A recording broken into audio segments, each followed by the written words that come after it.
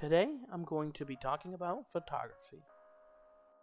Photography begins with a camera, and a lot of cameras have the same similar features.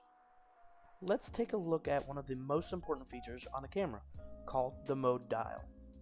Let's give a brief understanding of a mode dial. Mode dial is going to be the most important thing that you work with. It's going to have automatic, manual, shutter speed prioritized.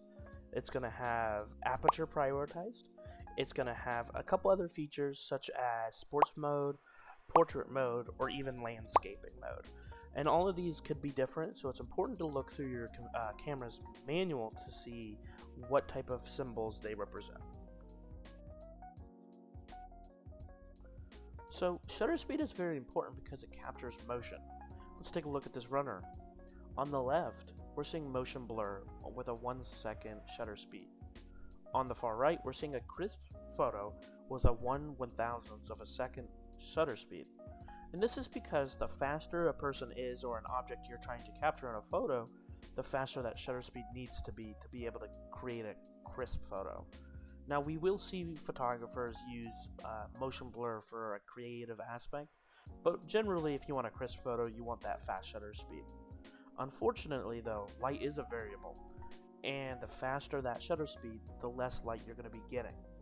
So we can see on the left we're seeing very bright but blur, but on the right we're going to see a darker photo just because of that shutter speed. It's a little bit quicker. So this is an example of what we talked about, the difference of shutter speeds. Now this photo is all taken at the same exact spot, and it's all the same photo, but with different shutter speeds. We're seeing a slower shutter speed, 1/60th of a second, versus 1/2000th of a second. And this is a big difference because you can see one is very easy to see during the day and the other not so much.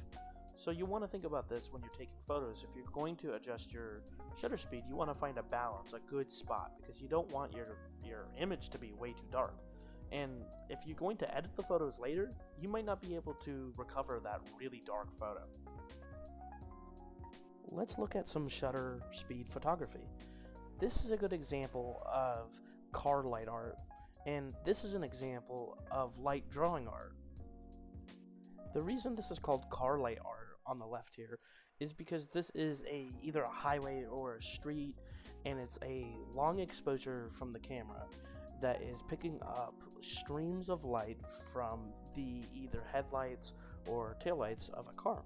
Now if we take a look at this light drawing art on the right side here, it is also another long shutter speed photo. However, it's a little bit different because the person is actually drawing this emission of light, and they don't show up in the photo because they're not emitting as much light as the source, and they're not in that section long enough to stain the photo. Now if they sat there for a little bit longer, they would show up and start bleed into the photo. Where the light source is so much brighter, it creates almost like a floating effect with the light. Thank you for taking some time to learn about photography.